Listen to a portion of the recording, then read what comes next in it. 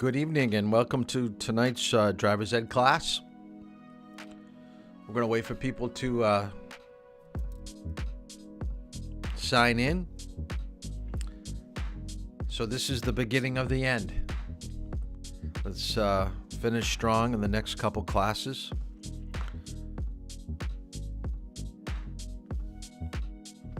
I hope nobody tried to log in last night. I know some people thought that we were having class. I know we went 2 weeks because of the holidays.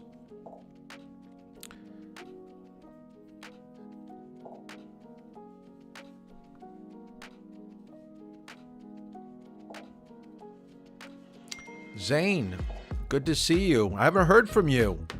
You got to get a hold of me so we can do some driving. You're the furthest behind.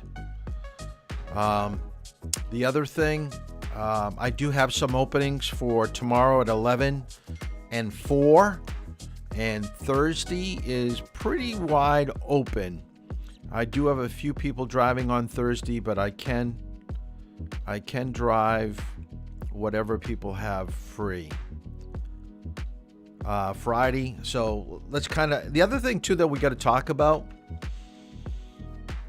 we only got 6 people, so we're going to wait for, actually we got more. Remember to sign in on the phone as well as YouTube so I can see the names.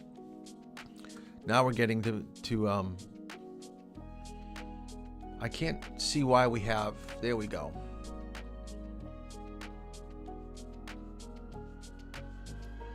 Should have about 8 people watching. There's 9. Okay, we're still missing about 4 people.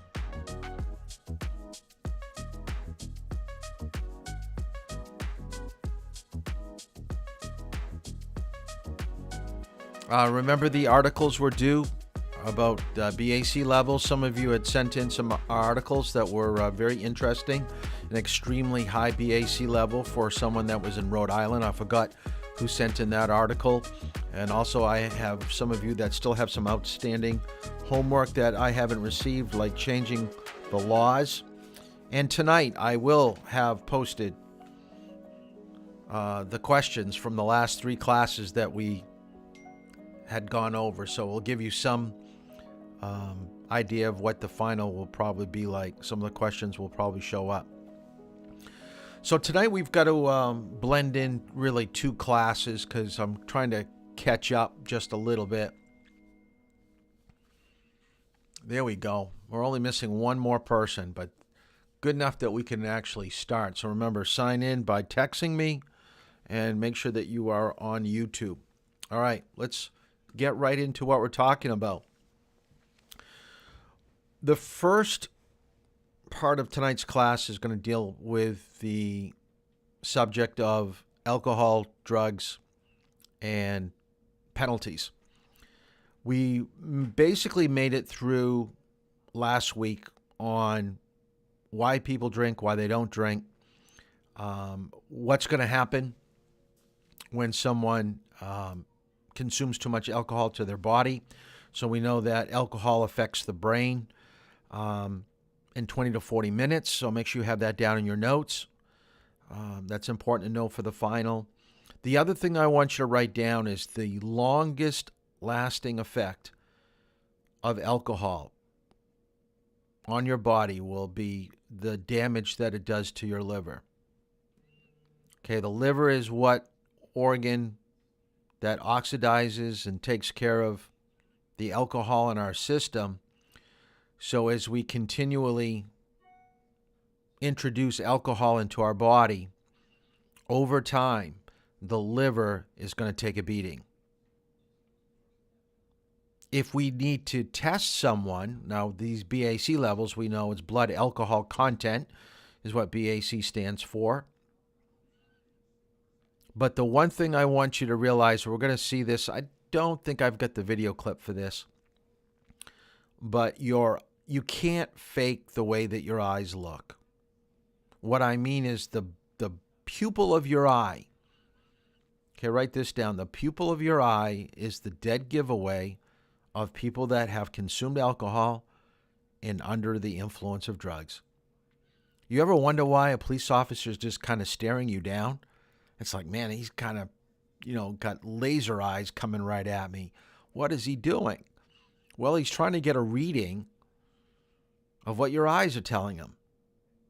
So he's looking at what your pupils, what they look like. How active are they? And we're going to talk a little bit more about that tonight when we talk about a little bit about penalties. We did see a video near the end of the last class about confession of guilt, how someone had struck an elderly individual. And one of the reasons why I wanted you to do these articles is because, it's too easy to say drinking and driving is bad, don't do it. It's another thing is to see the devastation and the destruction that it does to people's lives. And also to see, basically, we're not talking about people that are having a drink with a meal. We're not talking about people coming home from a Christmas party or a New Year's party, although some of these crashes and situations do happen because people drink to excess during the holiday season. But I wanted to show you by the BAC levels that you're finding in your articles, these people have a problem with alcohol. These are not social drinkers. So what I want to do right now is start thinking about what are our solutions, what are the penalties, what's going to happen if we find ourselves in this situation.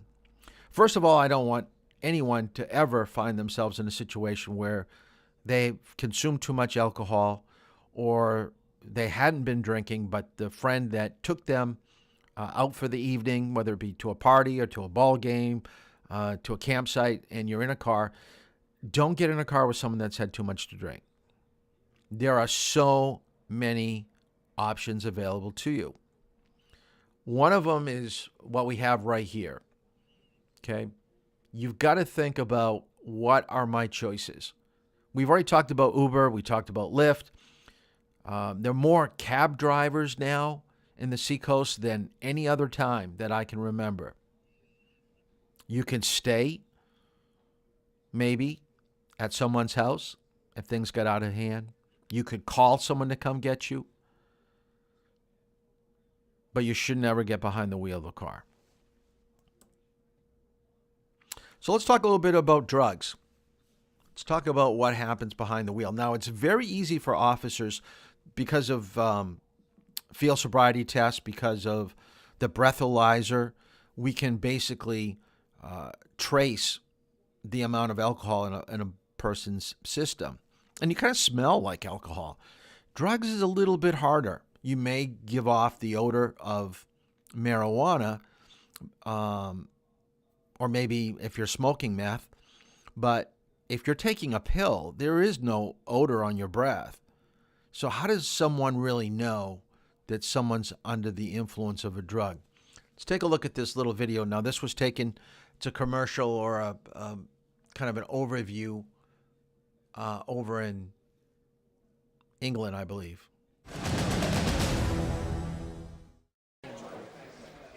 Drink Drive campaigns have been around for many years and we're only too aware of the risks of driving under the effect of alcohol.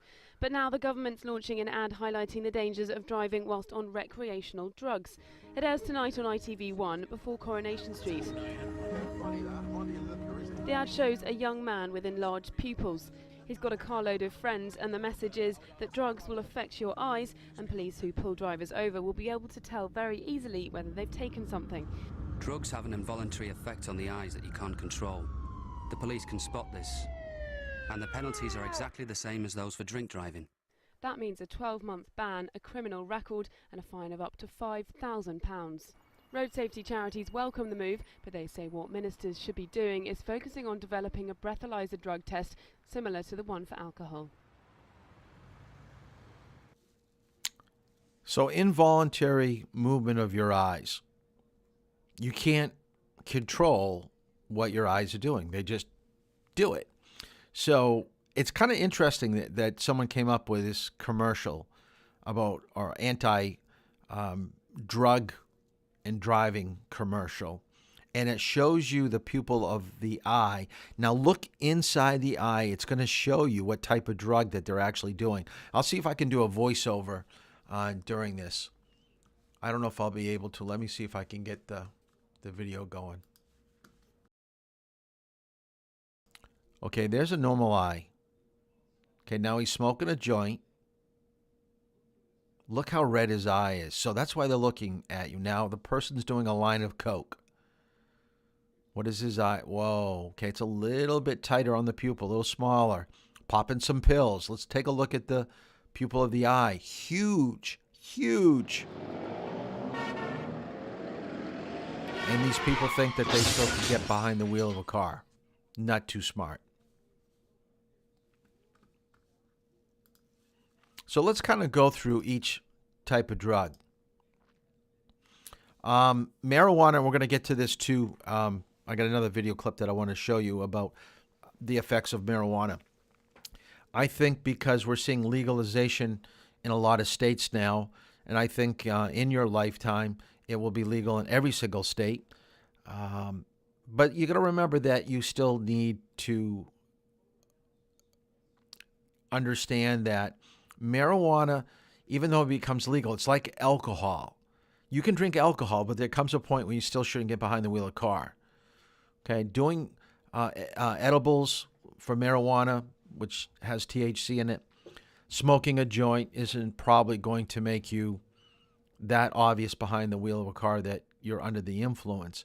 But if you do too much, or if the THC is too potent, then your reactions are going to be slowed, and there's going to be a difference in your driving, and you shouldn't be behind the wheel.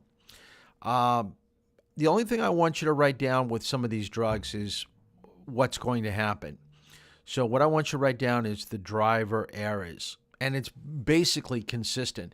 So if you write down tracking, which means staying centered in your lane, the use of the brake, whether they have to brake quickly or brake late, can't maintain proper speed or proper distance. Remember, police officers are going to be looking as you're driving. Why is this person reacting this way behind the wheel of the car? So if you're giving off a bad vibe of your speed and your position and late braking, they may pull you over. They may ask you some questions to see what's going on. Legalized marijuana is linked to a sharp rise in car crashes. And I believe this is Colorado. Okay. And it's no surprise to me when you legalize. So a lot of people are doing things, in the shadows. When you tell people they can come out of the shadows and nothing's going to happen to them, there's always going to be more people experimenting and trying and using more on a daily basis. And that's what legalization has done. I mean, just look at the lines when they open up a new dispensary in any state. The line goes out the door. People don't have to worry about, walking down dark alleys and handing someone, money and having a plastic bag put in their backpack. No more are you going to have to worry about those transactions. Now, these people are getting behind the wheel of the car and then they're not driving like they normally should. All I want you to write down with depressants, and alcohol would be included here. So driving skills affected. Like I said, this is what I'm concerned about. So depressants, what does it do to us? Lapses in concentration and attention, loss of coordination. Remember, I told you if you ever want to figure out or see what it's like what it would look like if you were drunk, spin around in the room, that's your coordination. Okay, you get a little tipsy. Room starts to spin a little bit. The beginning of drinking, you may feel, after the buzz rubs off a little bit, a little anxious, a little edgy, and maybe a little cocky, especially with driving. Do I have to wait at the stop sign anymore? I'm going to spin my wheels and get out in a very small opening. So that increased risk taking. I can pass this car. I can make it. I can fit in this tight spot. Parking. You take risk under the influence. Stimulants. So on the opposite side of the spectrum with depressants, slows the central nervous system down. This speeds it up. This is where you are so pinpoint on one thing. So when it says lapses in concentration and attention, it's you're so tuned in, you don't see anything else. You may only be focusing on the car in front of you, looking at that license plate, thinking about how close you are, and then you're not looking at a traffic light or a pedestrian. Coordination is going to be a little jumpy, a little edgy, and of course, increased risk of doing some driving errors. Hallucinogens distort your judgment reality. Shouldn't be behind the wheel, definitely here. I mean, I don't even know if you could see the road. If you're tripping out on acid or mushrooms or something, I don't even know whether you know how to start a car. So you shouldn't, of course, drive under this. Now, the next category I definitely want you to write down because it does affect you. Every single one of you right now could be on some type of medication. Allergy medication, cold medicine, flu. A lot of these drugs have codeine or caffeine, alcohol, small percentage. If you take it too much, too often, it's going to affect the way that you drive. So don't think that just because I have something from the drugstore and I bought it legally, that I'm going to be fine behind the wheel of the car. That's not the case.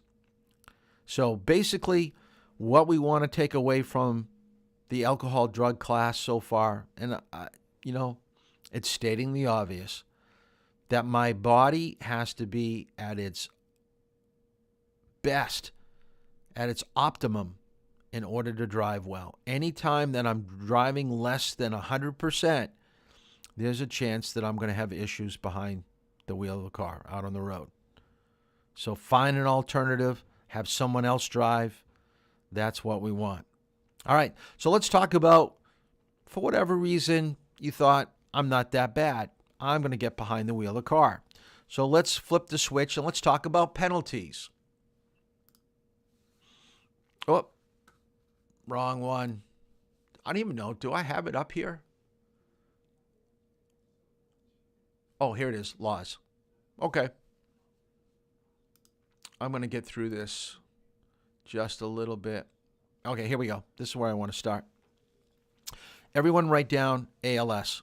ALS is an acronym for Administrative License Suspension, and I believe they mentioned this in the manual. I'm telling you, since this is last week, you better reread that manual. You better know the inside cover to the backside cover. There's a lot of information that we've gone over, and a lot of times I only spend a minute on discussing things. Now, I don't expect you to write everything down here. I don't expect you to remember everything down here, but I'm going to take you through a typical stop of a vehicle. Let's make it Friday night. Let's say it's at 11:30, and I'm going to make a fictitious name. I'm going to say it's Brett. Okay, Brett is driving with his two best friends. He's had his license for a little over a year. And Jack, you're back again. Welcome. You just keep on coming back. The question I have for you, Jack, is why did you take my program in the first go around? I don't understand. Okay. The first thing I want you to write down is Brett is being pulled over because he rolls through a stop sign. Okay. So an officer is off on the side of the road and he sees a car just come down to the end of a street, slows down, and really the tires never come to a full stop. So that is the reason why he's being pulled over. So that is what suspicion means. So make sure that you understand. They're not pulling you over because you're young. They're not pulling you over because of the color of your car. They're pulling you over because you're rolling a stop sign. Now, as he pulls you over and he comes to the car, he's basically going to, hey, Joey, how you doing? He's going to ask you questions. Do you know why I pulled you over? and they're going to ask you, where have you been, where you're going, and they're going to start seeing how you react to these questions. They're going to see maybe if you slur your words. They're going to see whether you can find your registration,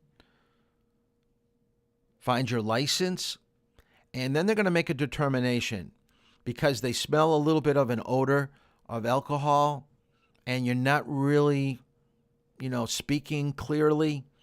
That's enough of a reason. So this is where it gets kind of tricky. They have to have suspicion. So they pulled you over for a moving violation. They have suspicion because you're slurring your words and smell a little bit like alcohol. You look kind of young, okay? And they looked at the license and they see that you're only 17. Like I said, you've had your license for a year. They're going to do 3 possible things to you. The first one, gaze nystagmus, just means an eye test, meaning that they basically take you out. Let me get out of here for a second so you can see. Is they hold up a pen and they're going to move it from side to side, and they're going to watch the pupil of your eye. As the pupil of your eye moves, if there's any jittering of your pupil, then they can tell you have alcohol in your system. Any type of movement, and the further away your eye, the pen goes, the further it moves off to the side and your eyes move a little bit, you're really not that intoxicated. If they put it right in front of you and the pen just moves over a little bit and your pupil starts to shake a lot, they can tell you're way over the limit. So they can tell your BAC level just probably right from that. Physical test is what they take you out, touch your nose with your finger or walk the line. And a PBT is a portable breath tester. This is where they may have something that looks like a flashlight, and as you're talking, it's actually giving them a reading. Now, this is what you're going to need to remember for the final. You need to know if they say they're going to bring you to the station to administer a breath test, and they ask you, will you submit to taking a breath test? If you say no, please write this down. This is so important for you to know. You're going to lose your license for 180 days for saying no. Now, you can't say, can I call my mom?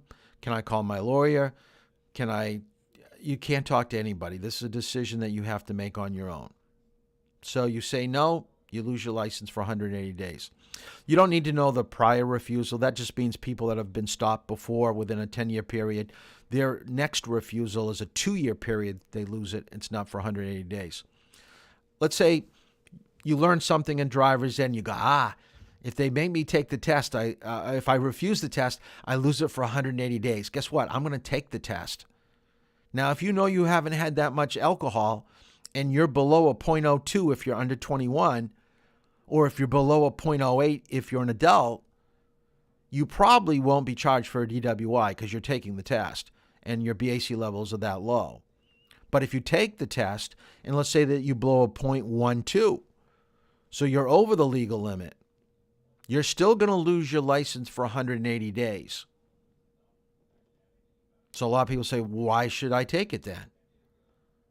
Well, because if you go to court and they find you guilty, they're going to look more favorably that you took the test, and you're not going to lose your license for a longer period of time. They just count that 180 days. If you refused and you go to court and they found you guilty, they're going to tack on more time.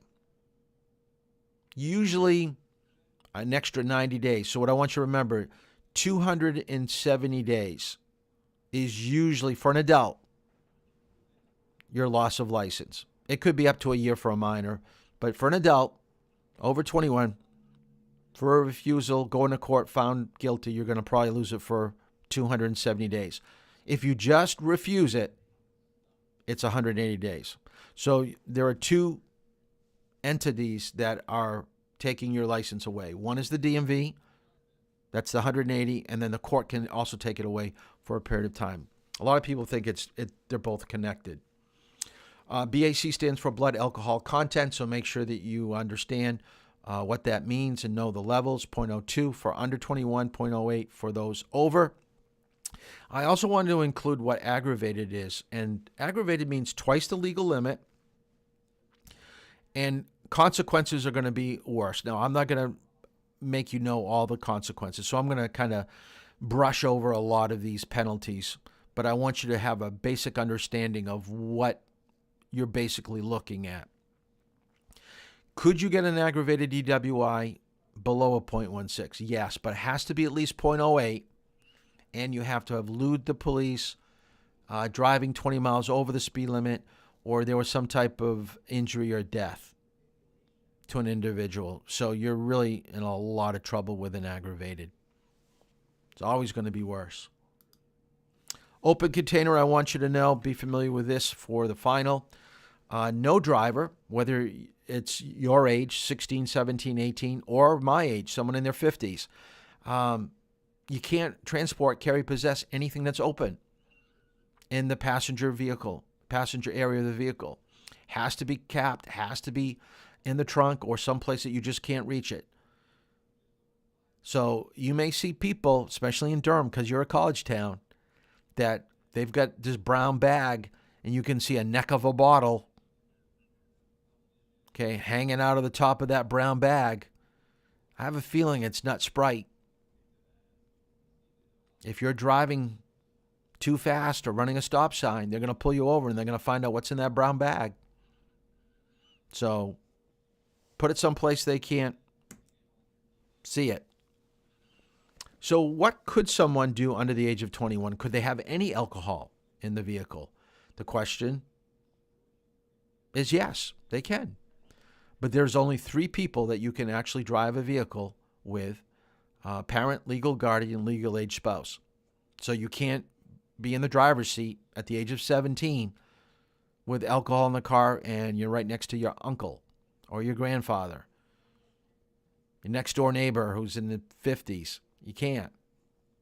And the penalty is going to be basically 60 days, 2 months. They're going to take your license away. Now, when they talk about minor, okay, now a lot of times we get hooked up on the age of a minor being 18. We know legally you're an adult at age 18. But when they're talking about minor, they're actually talking about what's the legal age of drinking. Okay? So we're talking about 20-year-olds, 19-year-olds. So be very careful once you get into college. You still can't have alcohol in the car under the age of 21. Implied consent. Absolutely need to know this definition. So I'd write it down, underline it in the manual. If you got your manual next to you, just turn to it. I don't have the page number. But any person who drives a motor vehicle has already consented to having their blood, breath, or urine tested. And it's the choosing of the officer. I would say probably in the mid-90s, it's going to be breath. 92%, 93%, it's going to be breath.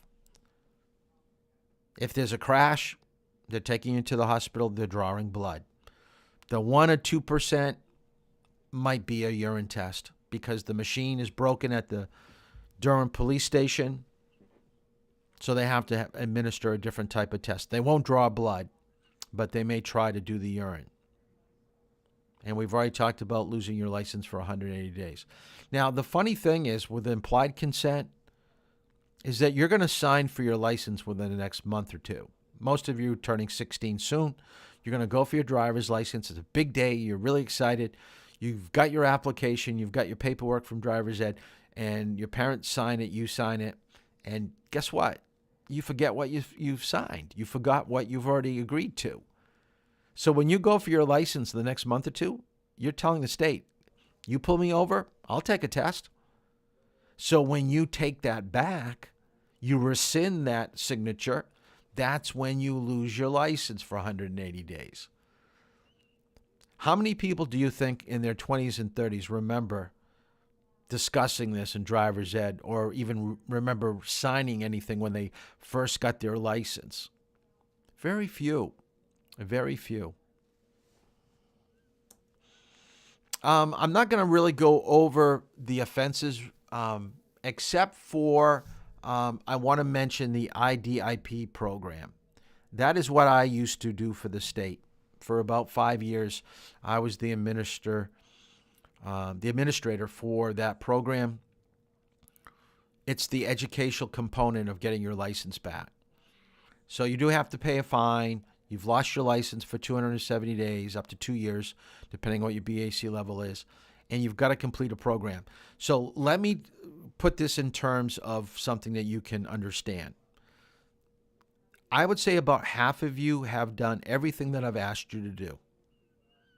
You've taken the test. You've done the research on the papers. You've given me some responses to road rage and things like that. The other half of you have not. If this was the IDIP program, you would fail. If you do not complete this program and do every little thing that they ask you to do, you never get your license back legally. They can hold you up forever. I used to have people tell me, I know you were going to take my license away for 270 days, but it's been 2 years since I've been able to drive. Why do I have to do X, Y, Z? It's because you have to do X, Y, Z. You can't screw around. I have also known people who have shown up late to this program for like 10 minutes late, and they got thrown out of the program. Have to start all over, pay all over again. This is as close as you're going to get to being like in jail without being in jail. They are very, very strict. So I'll just kind of leave it at that. Second offense is going to be worse. Loss of license up to 3 years. Of course, the fine money is going to be more. And actually, it's probably changed a little bit by now. They don't do the multiple offender program now. They have everything at the county jail. So you're going to be doing everything at the county jail in your second offense. So we do lock you away for a little bit, and then we do some type of outpatient treatment. A lot of people ask me, what does it actually cost? If I ever get pulled over for drunk driving, is it like, going to cost me about $1,000? No. Okay. The cost of a DWI, and this is from another state, but it's pretty darn close. Every state's going to be a little bit different what they make you do. But I would probably say a fair estimate would be $5,000 to $6,000 on the low end, and then as high as probably $9,000 as you see right here. Look at all the things that it costs you. Just the fine alone is $1,500. Having a car towed, impounded, $215. A treatment program like I just showed you, you got to take that to come get your license back. Over $600. Court cost $800. Paying for your attorney $2,500. A restitution fund $500. The DMV reissue fee, that means administrative cost to get your license back, $125. What you're paying for your insurance, on top of your car insurance, you have to get what they call an SR22. That's $2,700. $9,000. And it was just one night out with the friends, and you had 6 beers over a 3-hour period. And you blew way over the legal limit. That's a kind of an expensive, costly mistake. This is why you've got to have a plan of action before you go out with friends, especially when you're of legal age. It's just plain stupidity if you're doing it under the age of 21. There's no excuse for that.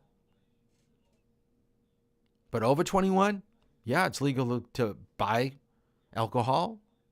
As long as it's not open, you got it right in the front seat right with you, it's still capped. But wherever you go and you start to consume it, you've got to realize you better have a way home if you drink all that alcohol, because you're going to probably be above the legal limit.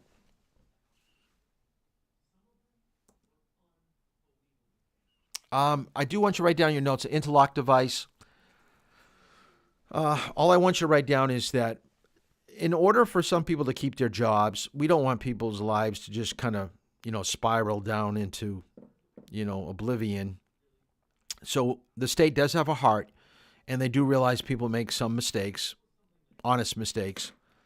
So they've allowed people to have an interlock device installed on a vehicle, which means that before they can start the car, they've got to blow into a machine indicating they don't have alcohol in their system.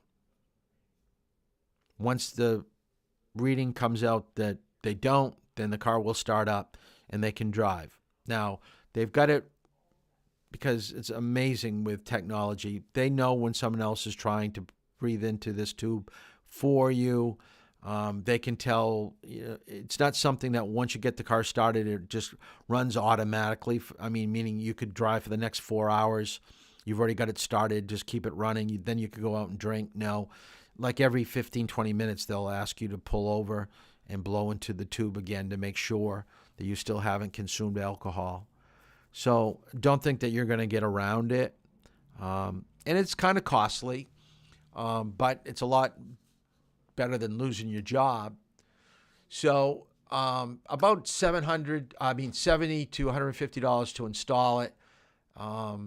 Then about $60 to $80 per month to monitor it. And you have to keep it on until the state has lifted the suspension from your license. Controlled drugs, I do want you to know this. A person who drives a motor vehicle while in the possession of a controlled drug, so when we talked about, marijuana and stimulants and depressants and things like that, it would fall under this category. Now, it's a little bit less than alcohol, the 60 days, 90 days if you're found guilty in court system. They're going to do the alcohol thing. But just realize that drugs, although harder to detect, that they can. They have something called DRE officers, which are called drug recognition experts. And when you get stopped under the suspicion of being intoxicated, they know it's not alcohol. It's going to be another type of drug. They'll call out one of these officers to come out and test your vital signs and things like that. I just want to show you one last clip here about drugs and about marijuana, because that seems to be a drug of choice for a lot of young people. And a lot of people think it's debates that it's not that bad. Just like people debate, having 3 or 4 drinks is not bad. Well, guess what? It does do something to you. So don't think you're getting away with anything. So I wanted to show you the marijuana test.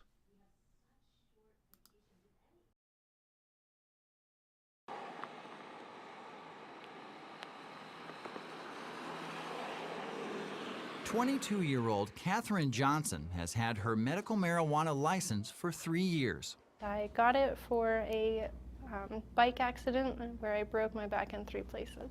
Every day, to relieve her back pain, Kate smokes pot or eats food laced with it. Just from experience taking pain pills, they make me so loopy and out of it and just real spacey, and driving on those, I feel like I'm a hazard, and I will not drive on pain medications. But marijuana, it doesn't affect me in the same way. I'm still able to be alert and concentrate. Driving while high has long been a staple of stoner movies. No, I don't like breaking the law. Yeah, I can see that. But as marijuana has gained legitimacy as medicine, Hey, man. Am I driving okay? it's not just Cheech and Chong who are toking up and then getting behind the wheel anymore. I think we're parked, man. Drugs affect people's divided attention. Glenn Davis trains Colorado police officers to spot impaired drivers. He says the effects of marijuana on driving can be subtle. They may do well focusing on one thing, driving the car straight down the road, but when they have to start making decisions like, do I signal, how fast am I going, do I turn here, that's where the impairment is manifests. If you take a drug into your body and it comes to a point which causes impairment to the slightest degree, that's driving the influence of drugs or impairment, or if it causes influence which is substantially incapable, you shouldn't be operating a vehicle. But Kate Johnson believes marijuana actually makes her a better driver. It almost calms me down to a point of where I'm not in a hurry. I'm not going to have road rage. I'm not going to get upset if I'm stuck in traffic and I'm running late for work. And Kate was willing to prove it by taking a driving test on a simulator after smoking a joint. But law enforcement and some lawmakers want to put the brakes on people like Kate. Right now, in many states where hundreds of thousands of people use medical marijuana legally, there is no limit on how much THC, that's the active ingredient in pot, can be in someone's blood while driving. The question is, should there be? If we could get consensus on the exact right standard among medical marijuana and legalization advocates and law enforcement on the other side, I 100% would support that. Sean McAllister is a pro-medical marijuana lawyer in Colorado, where medical marijuana use has exploded. He supports the push to establish what's called a per se standard. That's a limit for THC in the blood, much like the one for alcohol. But medical marijuana advocates say no other prescription drug, not painkillers like Vicodin or sedatives like Valium, have a specific limit. No other medication has a per se standard, and people on the medical marijuana community feel they're being singled out.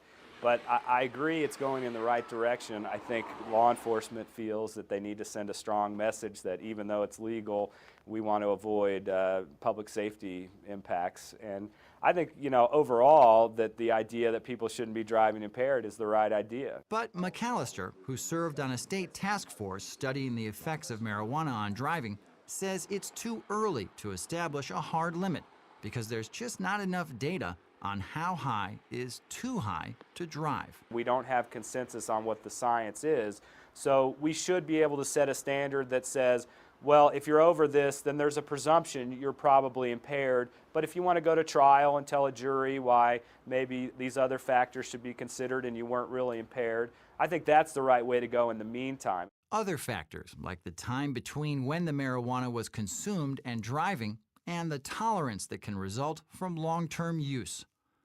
But marijuana advocates like Paul Armentano point out another problem.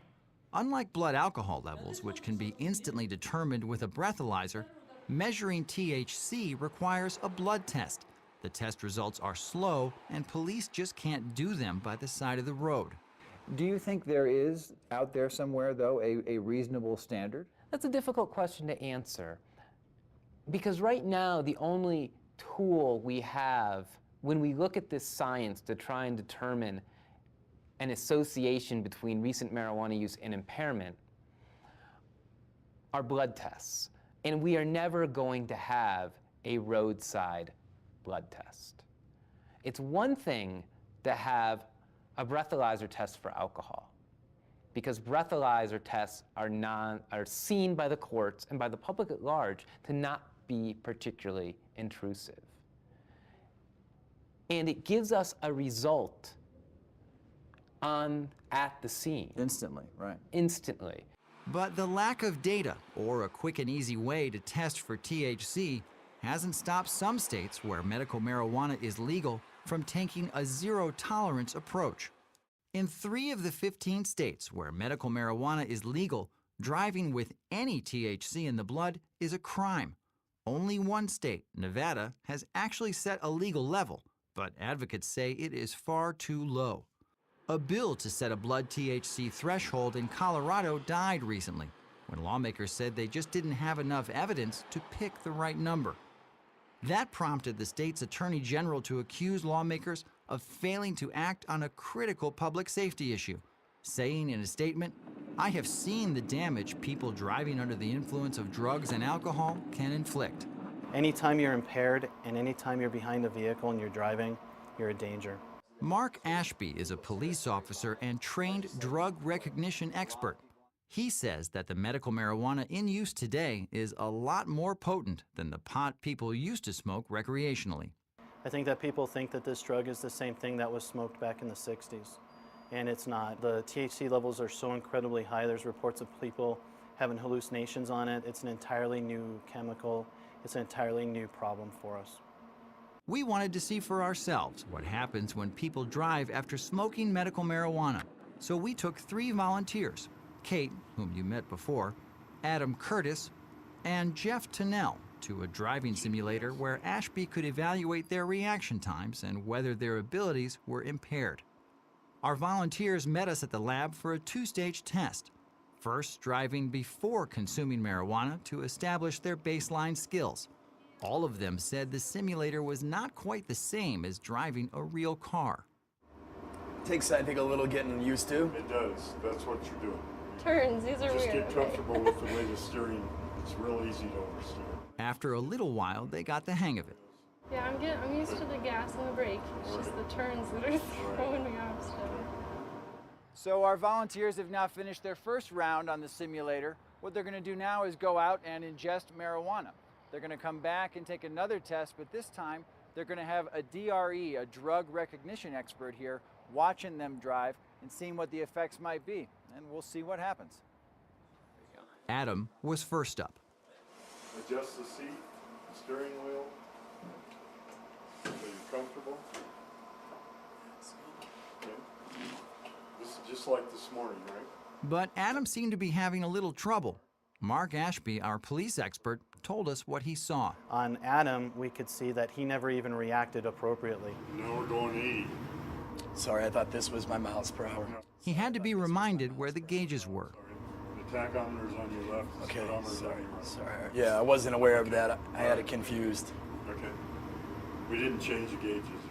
The car in front of him started to slow down. Then all of a sudden, it braked to a stop to avoid an accident, and he ran right through it. This is the moment of impact, and he barely flinches. Do you think part of that could be attributable to this is a simulator, but it's still a very odd environment. And, you know, when a car stops on the video screen, you just don't react the same way you would if a real car stopped in front of you. Quite possibly, but from talking with the gentlemen when they did their control run this morning, none of those indications were there when they were prior to taking the chemical that they ingested. Later, on a trip up to the mountains, Adam had to contend with an aggressive driver on an icy road, and he ended up flipping his car. Icy. Yes. Next up was Jeff, Okay, so we'll go ahead and start the car with the key. who had not consumed marijuana. But we didn't tell our expert that because we wanted to see if he could really tell the difference. Jeff came in and sat down like he'd been in this car a dozen times. He sat down, he kind of got comfortable, he kind of checked the steering wheel, he checked where his gauges and his turn signal was, and then he put his hand up there like he'd been there 100 times. Smooth turns, properly done. The good thing is he looked at the traffic approaching. If you notice when he came through the underpass and there was that road coming off from the left, there was like 2-3 vehicles over there. He stopped and he focused and focused and focused for enough to make sure they were stopping before he went through. That's great. All in all, I'd say he's did not show signs of impairment. Just take a foot off the gas, merge into traffic at the top of the hill. Finally, it was Kate's turn.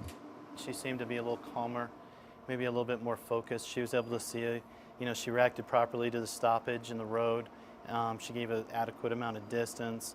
I did see her looking around a little bit, checking her mirrors a little bit more. So when she made her left turn, the first one, she went way out into the second lane, almost all the way to the right edge of that. And then the second one, she turned right in the middle of the both lanes and then rode the median, the dotted line for several feet before she corrected and moved outwards. So. Ashby said both Adam and Kate were noticeably impaired. Adam more so, as seen with his accident. And our third volunteer, Jeff, who hadn't consumed any marijuana, passed with flying colors. Now, our little test was anything but conclusive. What all sides of the debate do agree is that more data is needed to develop reasonable standards. But one thing is certain. As more and more people legally light up, the debate over DW high will do anything but die down.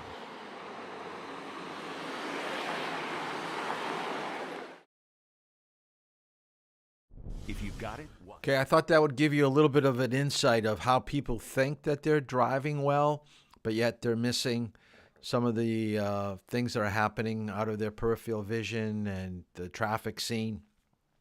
So it is a problem that we're going to have to take a closer look at in the states that are starting to legalize marijuana.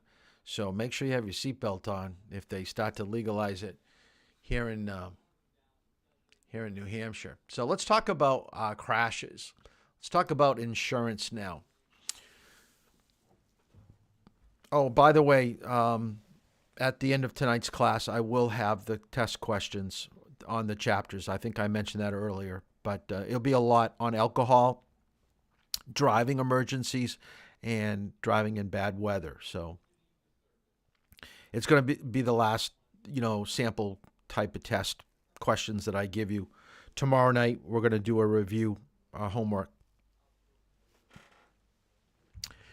With defensive driving, and I hate to put it this way, but at some point in your driving career, because you're going to be driving probably for the next 60, 70 years, well into your 80s, you're going to be hit by someone or you're going to hit somebody. It's just a plain fact. I mean, most people at some point in their life will be involved in some type of mishap. So what we want to do tonight is just think about what happens if someone hits us, and conversely, what should we be doing if we hit somebody else or hit something? What are our responsibilities? If every driver always obeyed the rules and always drove sensibly, driving would be simpler and safer. That makes sense. So what I want you to write down, the first thing I want you to write down is that being a good driver starts with using your eyes. And what you're trying to do is, once you get good at maneuvering your vehicle, controlling it on the roadway, you're not going to go off the edge of the road or, hit somebody from behind. You got to start looking for, what are other people doing wrong? That's where your crash is going to happen. It's not, usually what you're doing. It's really people probably hitting you. And the second part of the equation here is that once you find that someone's doing something wrong, you've got to adjust what you do. That means leaving your lane, going to the right, going to the left, braking, speeding up. You've got to change what you're doing in the car so there is not a collision.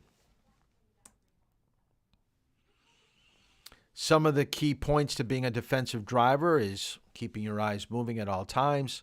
Look for areas up ahead that you consider trouble spots, like traffic lights, intersections, railroad crossings, delivery trucks, potholes, puddles, snow bankings, things that could be lurking just around the corner. Never assume that it's okay to continue on with your current speed in your current position, should you be doing something differently. So let's say you are going to have a collision, and the most common type is probably being hit from behind, meaning you're not doing anything wrong. It's the person behind you. They were going too fast or they were following too closely. They thought they had enough time to stop, and they don't. So if you're going to get hit from the rear, be ready to brace yourself, because your car is going to get pushed. You should have your hands on the wheel, both of them. Should have your wheels straight. And if the car is going to move, if you're getting hit from behind, hopefully you've got some space in front of you. This is why I stress always seeing the tires touching the pavement of the car in front, is because it gives you a little bit of a cushion where your car is going to get pushed into. And remember that your head is going to have that opposite reaction where it's going to kind of snap back. So the headrest should be adjusted correctly. That way you're not going to have ramping. Remember, ramping is when the head goes over the top of the headrest if you're too tall. And that's when you're going to stop pulling and straining all the muscles in your neck. How about if you get hit from the side? Where are you going to get hit from the side?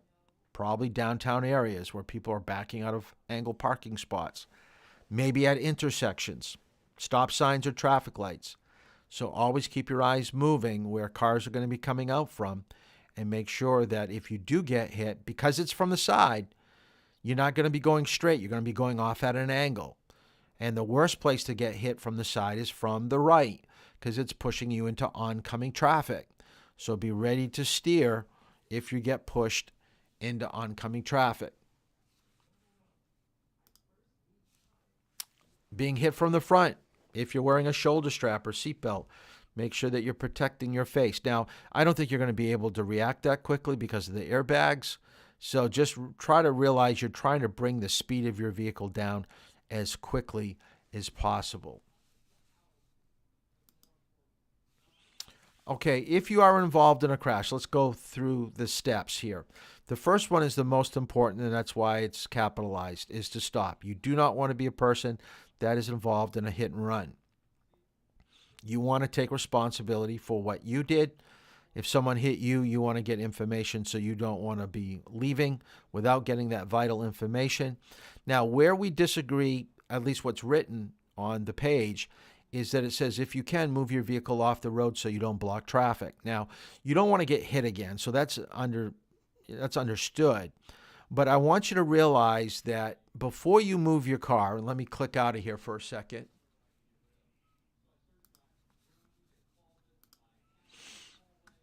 What I want you to do is to take your camera, all right, get out of your vehicle that has just been hit, and take a picture of all four sides of your vehicle.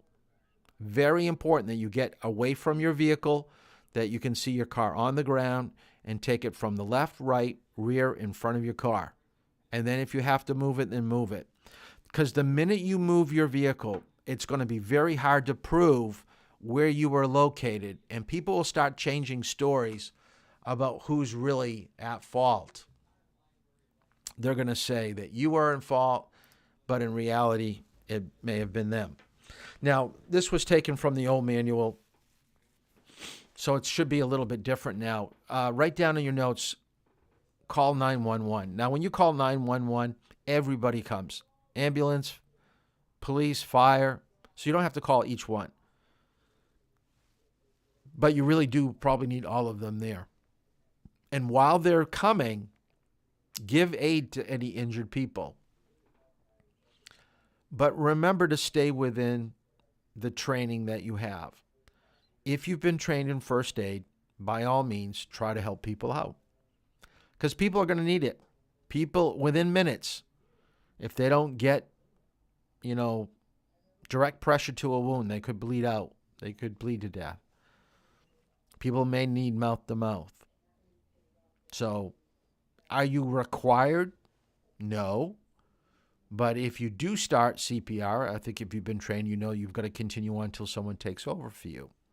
There's something called the Good Samaritan law, which means that if you help people out and you stay within your training, it's very difficult to get sued. A lot of people don't want to get involved because they're afraid of lawsuits. If that's the case, then there are going to be a lot more people dying on the side of the road. People need your help. So I would tend to think you should step up, but that's personal choice. Get the names of addresses of all people involved in the crash, including passengers, because you're going to report that to your insurance company.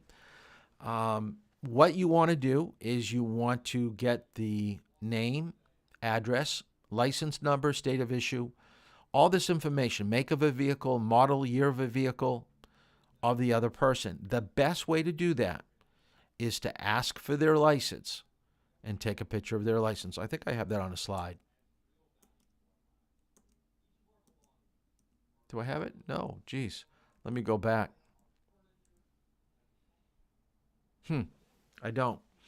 I thought I had a picture of it because the driver's ed vehicle got hit, and I had the picture of the other person.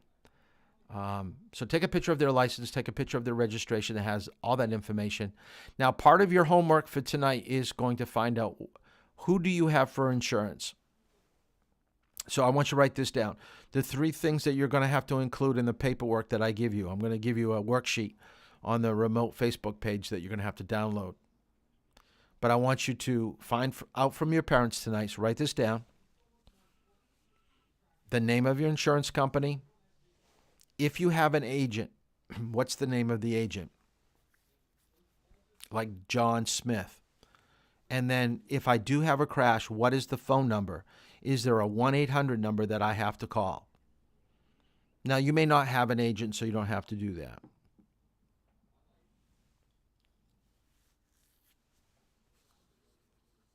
It's very important that when you get involved in a crash that you give the other person all this information. There's nothing that's going to frustrate an adult, a teenager that has no clue of what to do. Information, where things are located, registration, who's your insurance company. because they're going to not be happy. They're not going to be happy they got hit by you anyways. But when you can't give them information where they can start the process of getting their car fixed, then they really kind of fly off the handle. By the way, try not to confront people. You can stay in your car, wait for the police. That's why it's good to call the police and have them come out. It keeps the other people at bay. Note the details of the crash, date, time, location. That's going to be part of the homework. If it's a parked vehicle, leave a note and also contact the police. And if you think you are a little bit sore, it's really important that you go see a doctor, because a lot of times internal injuries don't show up till the next day, or they worsen within an hour or so. So if they say go to the doctor, suck it up, go to the doctor and have them check you out. Here's a person that left a note. Now, it's great that they left a note, but they should have left their name and their phone number rather than just an apology that they hit the car.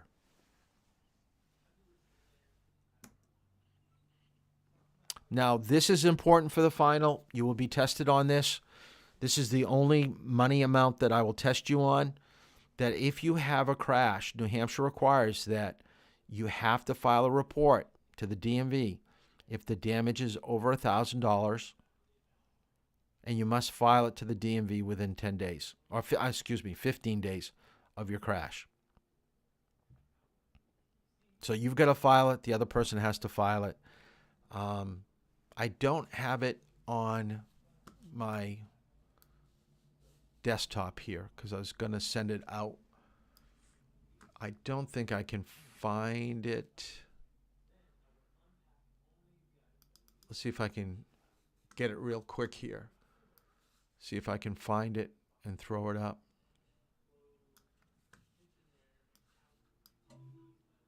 Okay, I'm going to see if I can throw it on the board. Oh, there it is. Okay, there's your homework.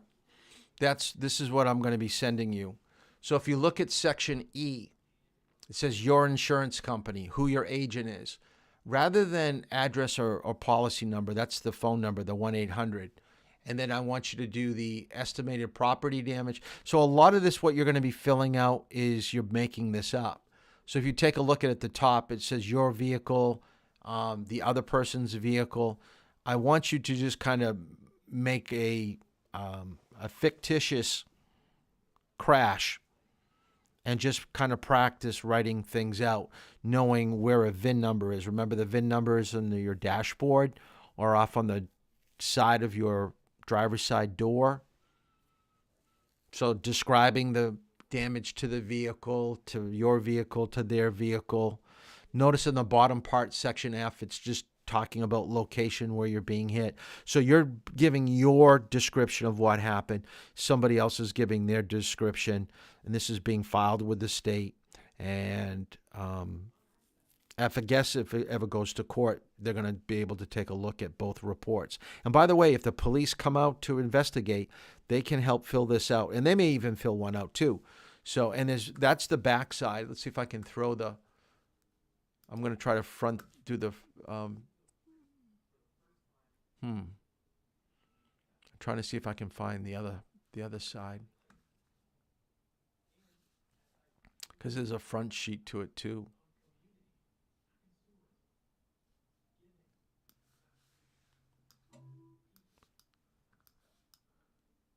Okay, there's the front of the page. So you'll be filling this out too. So I'll be giving you this later tonight, where you're going to and it probably should take you about 10 minutes to do, especially this front page where you're just filling in those boxes. And because you're making it up, it should go quite easily.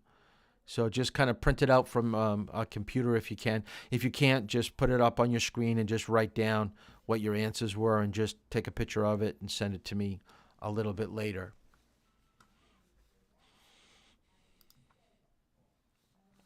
If you do come across someone that's been involved in a crash, make sure your car can be seen for 200 feet in each direction. You don't want to cause another crash. If it's a single vehicle, you may have to call the police because the person's unconscious or hurt. Try to turn off the ignition if you can't get them out of the car. But if you can get them out, you should try to. You never know when a car could catch fire. But I wouldn't be pulling on somebody if they can't get out. really well, because you don't want to do more damage to them. So be very, unless it's on fire, then you just really, they're going to burn to death. So you do have to yank them out. The other thing about electrical wires is be extremely careful, because there is current going through the ground. So if there's a telephone pole down with wires on top of the car, you may want to leave it alone until the power company comes and turns the power off. Or if the police come, they can help you out too. If you do need to get out of a vehicle that has wires on it, just remember that you need to jump out with both feet. Do not open the door and get out of your car the way you normally do. Because if you get out the way you normally do, when you drop your left foot out to get out of a car, your right foot is still inside the car. So when you do that, you become grounded, and that's when you're going to get electrocuted. So stand on the door jamb and jump out with both feet, or get to the top of the car and then jump out. But be very careful when there's gas leaking and sparks going, and it can get really, really, really crazy. The only thing here is the thing about the dog. By far, this is the worst thing that ever has happened to me teaching students to drive. Is one day we did hit a dog. It was horrible. Horrible, horrible. The dog did die, and we had to find the owner. We had to call the police. We had to make out a report. It was not the student's fault. The student was not doing anything wrong. The dog was not on a leash. It was chasing after something. It came out from a bush, and before you know it, it was right near the white edge line, and we just barely hit it right below the headlight. And the student was so shaken up by what happened, I actually had to drive the car back to the high school. And he didn't want to drive the rest of the drive, which is understandable. But people should have their dogs on a leash. People should have their dogs behind a fence. But there's going to be people that just let the dogs loose, or the dog chases after something, or it could be just a wild animal. So just realize that you've got to be scanning the area. And sometimes things just happen. No fault of your own. We don't want them to happen. We try everything we can to prevent them from happening, but they happen. So that is one of the stories that I'll always remember. The day, and it was on Route 4. Not too far, Grace, from where you live.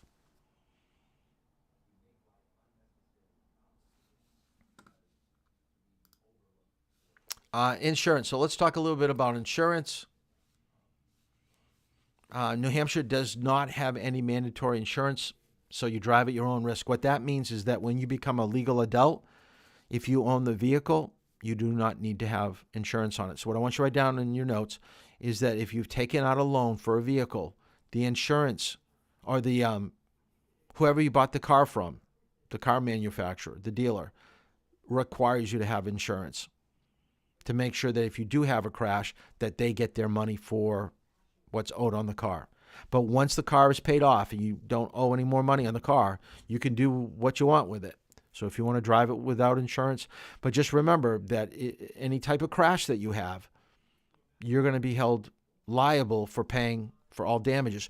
Remember the accident, the drunk driving crash with Jackie, and Reggie spending time in jail, and she was burned so badly that she had millions of dollars worth of medical bills? Reggie could only pay so much. After that, it was up to Jackie. So make sure that you have adequate insurance coverage to handle any type of crash. Now, something like with Jackie, that's really extreme. Look at this. New Hampshire, the costliest state for insurance for new drivers. Welcome to the real world. I'm sure your parents probably haven't talked to you about insurance, but at some point they probably will. Don't be surprised this summer if you have a license that they make you get a job and help pay for the car. It's expensive. And guess what, guys? You're going to be paying more than the females. So, and I mean, it's expensive. I mean, like For a guy, it could be like $1,500 to well over $2,000. And then for females, probably right around $1,000 to maybe a little bit less. So it does get quite expensive to drive. When does the state require people to have insurance? I said you don't need it if you've paid for your car and you own it. But guess what? Even if you own it, your driving is so bad, the state doesn't really trust you out on the road. Like you had a DWI, you didn't report a crash, there was a vehicular homicide or something. Your driving record's so bad, they may require you to have insurance before you can drive legally again in the state. So let's take a look at breaking down insurance. And I think that they did a very good job with this. So I'm going to show you this, and then we're going to break it down right after she discusses it. Hello, my name is Lisa LaLiberty. I'll be speaking on the basics of auto insurance. For most people, buying an automobile is their first major purchase. Actually, a new car is second only to a home as the most expensive purchase many consumers make. With vehicle prices averaging over $28,000, it's easy to see why one would want to protect that investment. Before we talk about coverage for the automobile itself, I'd like to start with what many people believe is the most important coverage of all, liability coverage. Liability coverage pays for the injuries or damage you or someone driving your car caused to other people or their property. The two liability coverages are called bodily injury liability and property damage liability. Every state has different laws dictating the minimum coverage you must carry for this. Some states require you to prove you have insurance before registering a motor vehicle, and other states use the honor system, where you only have to provide proof if you have an accident or violation.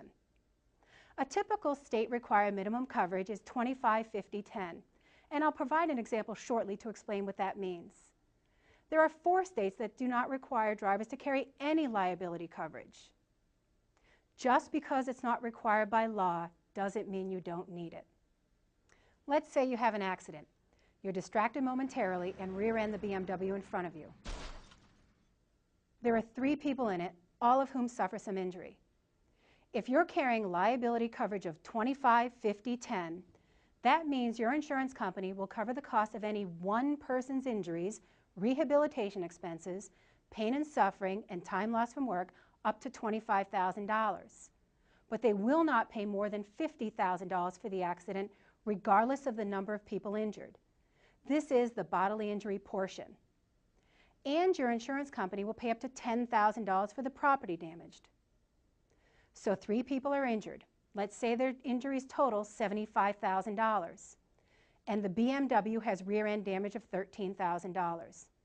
Your policy will pay for $50,000 for all injuries and $10,000 for the property damage. Where does the remaining $25,000 for bodily injury and $3,000 for property damage come from? Once your policy pays the maximum limits, you could be held personally responsible for the remaining amount. It's generally recommended that you carry more than the state minimum coverage to protect yourself from this financial risk. The next coverage under an automobile policy is medical payments coverage. This provision protects you and your passengers if you're hurt in a car accident, regardless of who's at fault. The coverage also extends to you and your family members if you're a passenger in someone else's car or if you're a pedestrian injured by an automobile. Medical payments coverage pays the medical bills resulting from an accident up to a per-person maximum, commonly $5,000. There are no deductibles and no waiting period under this coverage, and prescription drugs related to the injuries are covered. Consider that accident with the BMW again. Let's say that you and your passenger are both injured and taken by ambulance to the hospital. Medical payments coverage of $5,000 will cover the cost of the ambulance ride, the emergency room visit, and subsequent doctor's visits up to $5,000 per person. If your medical bills total $7,000 and your passengers total $3,000, the policy will pay $8,000 under this coverage. Some states have a medical payments coverage known as Personal Injury Protection, or PIP. This coverage may have a deductible, and it may allow you to collect for lost wages and rehabilitation expenses, 2 things that regular medical payments coverage does not cover. A third coverage provided by an automobile insurance policy is uninsured and underinsured motorist coverage. This coverage is quoted similarly to bodily injury liability. Even though mandatory insurance laws exist in 48 states, nearly 15% of all accidents are caused by uninsured drivers. Uninsured motorist coverage provides protection for you and your passengers when you're injured in an accident with an uninsured motorist. It will cover your medical bills, rehabilitation expenses, lost wages, pain and suffering, things you could have claimed against the at-fault party's insurance if they had it. Underinsured motorist coverage will cover those same losses if the at-fault party's coverage is insufficient for your loss. Keep in mind, in most states, the uninsured, underinsured motorist coverage applies to injury only and not for damage to your vehicle. Protection for your automobile is provided under the collision and comprehensive portions of a policy. Collision coverage applies when you have an accident involving another vehicle or an object, such as a telephone pole, a guardrail, a building, or when you overturn your vehicle. Comprehensive coverage applies in losses involving fire, theft, vandalism, broken glass, hitting an animal, flood or hail damage, or other losses not caused by collision. These coverages have a deductible, the amount you must pay before the insurance company pays for damages. Common collision deductibles are $500 or $1,000, and common comprehensive deductibles are $100 or $250. If your automobile is financed, then you're required by the bank or financer to carry comprehensive and collision coverages until that loan is paid off. It's important to note, an insurance company will never pay more to fix your vehicle than the vehicle is worth. Two other coverages available through many insurance companies are towing and emergency road service and rental car reimbursement. While these coverages are optional, I always recommend them as part of my full coverage package. Automobile insurance rates are based on many factors, including where you live, your age, what you drive, how much you drive, and the coverage you carry. One way to keep your insurance costs down is to take high comprehensive and collision deductibles. As a vehicle gets older and is not financed, many people choose to drop these two coverages completely as a way to save money. Additionally, many people choose to pay for small claims out of their own pockets as a way to keep their rates down. But remember, the coverage you carry is just one of the factors contributing to the cost of insurance. There are things you can do to make sure you get the best price possible. The first is to keep your driving record clean. Your driving record is used as a predictor of future experience. Accidents and violations stay on your record for 3 years, and major violations and suspensions stay on for 5 years. Many companies now use a scoring model that combines your driving record with a variety of other information, including certain elements of your credit history and prior insurance claims to determine your cost for insurance. This means that paying bills on time could affect your insurance rate, as could the number of claims you file on your policy. Automobile insurance can be confusing, but a little knowledge can go a long way in providing you the protection you need. Okay, is everybody confused now? Does everybody have their mind spinning? There's a lot of components to an insurance policy, so let's kind of unpack a few things so you have some basic understanding of how insurance works. All right? So what I want you to write down, there are 3 terms that you should be familiar with, and one of them will be on the final. Hint, hint, hint. So when we talk about insurance, we're talking about a piece of paper or many pieces of paper, which is called a policy. It's a legal contract between you and the insurance company. They sign it, you sign it, it's binding. It can go to court, you can try to fight it, but it's all in black and white. So make sure that you read what you sign because you're agreeing to it. Now, insurance doesn't come free. So write down premium. Premium is the amount of money you pay every year to have that insurance policy. It can go up and sometimes it can go down. So we're going to talk about why should we be checking every year. So write down premium is the amount of money you pay. Let's make it really simple. Let's say that it's $1,200 a year for car insurance. If I was to ask you right now, how many of you could pay $1,200? Not your parents, you. How many of you have $1,200 in a checking account, savings account? Maybe you work during the summer to pay for insurance. I would probably say the majority wouldn't be able to do it. But if I said, how about if I charged you $100 a month? Could you get a part-time job and possibly earn $100 a month? Well, if I start looking for a job, I probably could. I could work at Market Basket or McDonald's, Dunkin' Donuts, and for the whole month, $100. Yeah, I could probably swing that. So the different pay schedules is you could set it up. So even though they say $1,200, it doesn't mean that it has to be paid all up front. Sometimes it could be twice a year, $600. Maybe it could be every 3 months, $300. Set it up the way that best fits you. But just realize the smaller the increments, the smaller the payments, the more it's going to be for the entire year. Well, what do I mean by that? Every time that they've got to send out an envelope or ask you to pay for insurance, they're going to tack on something called administrative cost. So if you paid up front every year $1,200, that's the bare minimum. But if you paid every month, they may charge you $125. $25 to process it. So you multiply that 25 by 12, you're adding on a couple extra $100, extra $300. Okay, so just remember, okay, you don't get out of it cheap.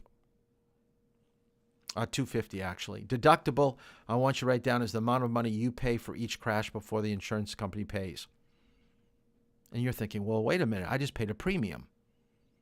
You mean I hit somebody, I've been paying $1,200 a year, and the insurance company's telling me I have to pay $250 before they pay for the remainder? Uh-huh. That's how they keep the cost down, because you still got some skin in the game. So what I want you to write down, the higher you go with your deductible, the lower your premium will be. So let's use that example of $1,200 for your premium and your deductible is $250. Let's say that you want to double your deductible to $500. Your premium will probably go under $1,000. Now, if you know that you're a decent driver and you don't plan on getting into a crash, my wife and I always do this. We always get the highest deductible we possibly can get because we know that we're not going to probably be involved in a crash. And over the years, we've just saved that money that we've been saving. And if we had to pay $1,000 out of pocket, yeah, we could do that. Don't go with a low deductible unless you absolutely think it's necessary for you to do that. So let's kind of go through the different types of insurance. Now, in New Hampshire, the bare minimum of financial responsibility is 25 injury or death to one person, 50 for death to more than one person, 25 for damage to property. But if you were to replace those numbers with the three numbers down below, that is what a common policy looks like. So what I wanted to show you here is that the state does have a minimum if they require you to have insurance, but never get that because it's just not adequate enough. You should go more for like 100 for injury to death to one person, 300,000 for injury to death to more than one person, and then 50,000 for property. But in your notes, what I want you to write down, you are the one that determines what you want to pay. You basically make up your policy. If you want to have more coverage, ask for more coverage. Those numbers down below could go 200, 600,000 to 100,000. Just double them. But your premium's going to be more, but you got more coverage. So if you were on the road all the time, then maybe it makes more sense to kind of up your coverage just in case anything seriously happens. So let's kind of break down each type of insurance real quick. Okay, the first one is the most important, so write this down. Liability takes care of the other person. You don't have to write every little thing that I have down here, but I want you to write down liability takes care of the other person. takes care of the medical, the rehab, funeral, their passengers, replacement of their vehicle. You're taking care of the other person. That's what a responsible driver does. He takes care of the other person. And that's your liability. And this is probably the most expensive part of your insurance policy. So never, ever get a policy without having good liability. Second thing I want you to write down is your vehicle. Collision and comprehensive really talks about your car. If it's damaged or stolen, natural disasters, something happens to your vehicle. Now we're taking care of you. Taking care of your vehicle. So this right, collision comprehensive deals with things that you do to your vehicle, like going too fast around a corner, hitting a tree. That's what collision is. Comprehensive is the natural disasters, like someone keying the side of your car. Next type is personal injury, or if you just want to write medical. But if you really have good health insurance, you probably don't want to have a lot. This is kind of really just taking care of people going to the hospital by ambulance, basically. Some minor medical bills, doctor checking you out. So $5,000 isn't a whole lot for medical bills. But if you have good health insurance, you're going to be okay.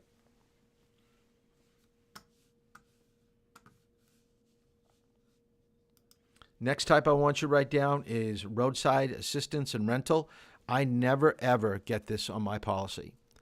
It's kind of, I call it a pad. What is a pad? A pad means, and I don't want to, go against people that make their money through, selling insurance, but it's a product.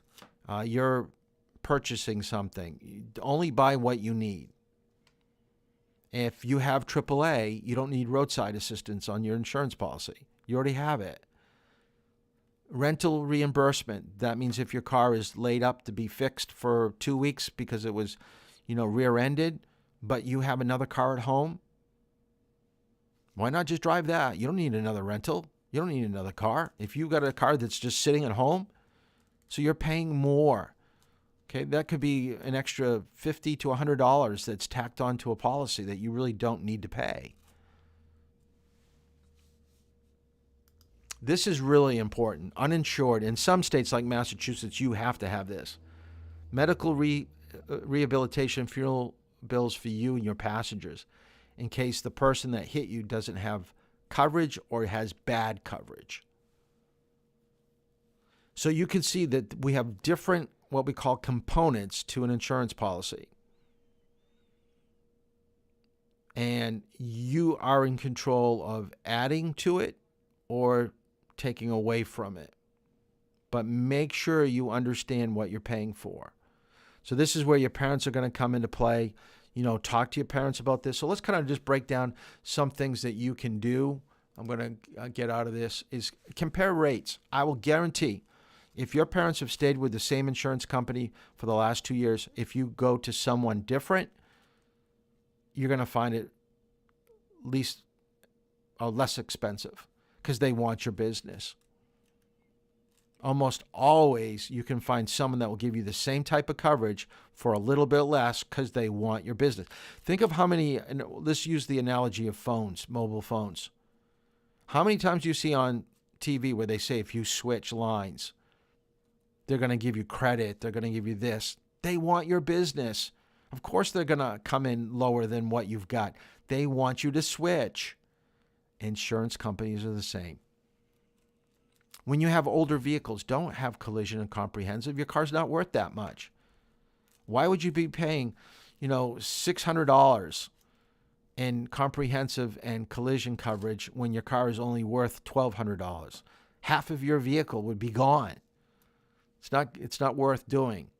We've already talked about deductibles going up. That will reduce your premiums.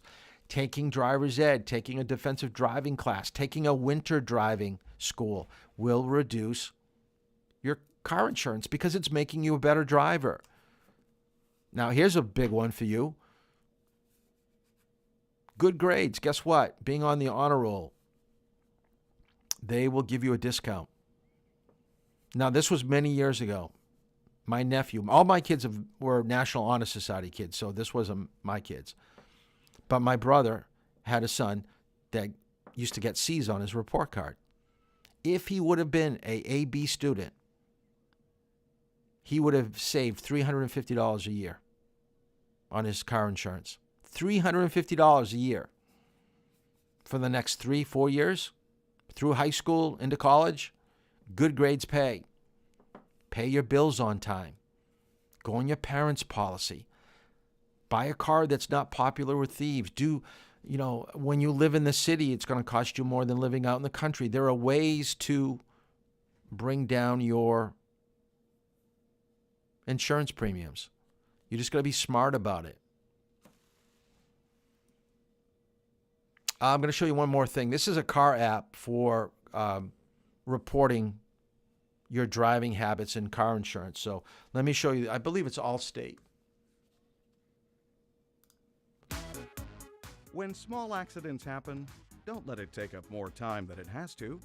Let Allstate's Quick Photo Claim help get you back to your routine without the extra hassle. Once you've downloaded the Allstate mobile app, you can use Quick Photo Claim to submit your damages easily on your smartphone. The Quick Photo Claim feature within the Allstate mobile app is designed to use photos of your vehicle to provide a repair quote for minor damage without having to meet an adjuster or visit a body shop. To begin, make sure you're in a safe, well-lit area and that you have a good cellular connection. Open your Allstate app and select Quick Photo Claim from the home screen. After entering your claim number, the app will prompt you to take at least 3 photos of the damaged area. To avoid glare, turn your mobile camera's flash off. Tap the screen to focus the camera if the shot seems blurry. Next, Quick Photo Claim provides a frame for you to take photos of all 4 corners of your vehicle. The last step is to capture a photo of your odometer and VIN. The app will show you multiple locations where you can find your VIN on your vehicle. After the photos are submitted, an adjuster will review the information. Claim payments can be set up through the Allstate mobile app if you are registered and logged into My Account. Small accidents don't have to be a hassle. Download the Allstate mobile app and let Quick Photo Claim handle your fender bender in no time. Available for download in the App Store or Google Play. It's kind of cool how everything is apps now. We can do anything with apps in our computer and our phone. So I thought you should know that certain insurance companies would allow you to file your report. So don't get confused. You still have to file that report with the state, and that's going to be part of your homework. But to get the ball rolling and getting your car fixed, you could go to your insurance company and see if they have that type of an app where you can download all that information that we talked about tonight, how you report it, and sending in pictures of what your car looks like so they can give you an estimate and send things out to the auto repair shop so they know what your car needs. So that is it for tonight. I still have 4 o'clock open. I filled 11 o'clock already. So if anybody wants to drive tomorrow at 4 or on Thursday or Friday, please send me a text later this evening so I can take a look at it, and I'll try to get back to you. So tomorrow we're going to talk about sharing the road with large trucks, motorcycles, pedestrians. We're also going to talk about getting on the highway and traffic circles. And that is it for tomorrow. And tomorrow's class at the end will be a review. I've got a video that goes over questions that would be like on my test or the state test. And I would provide you with the answers so you can kind of self-study at the end of tomorrow's class. Thursday's class, we're going to do a little bit of discussion on distracted driving, and then I'm going to hand you off to the final, and then you can do that. So that's it. Now, the other thing, please download the observation sheet that your parents have to have signed. If you drive with me tomorrow and you want a hard copy, I can give you the hard copy, but I need that signed and in your file before I can give you your paperwork, and I'm going to have to start collecting textbooks. So we got to start thinking about that. But that is it for tonight. I know we covered a lot, and we're going through a lot really, really quick. So give me about 5 minutes to load up the homework onto the Facebook page if you need it by text message. I know Ty, and I don't know if Zane needs it, but I'll try to get that to you by text message. All right, that's it for tonight. We'll see you. Bye.